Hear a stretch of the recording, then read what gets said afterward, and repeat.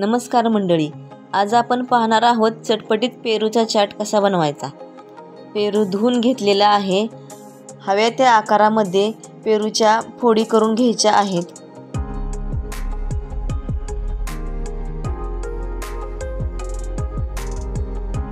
पेरू एका बाउलमध्ये काढून घेऊया।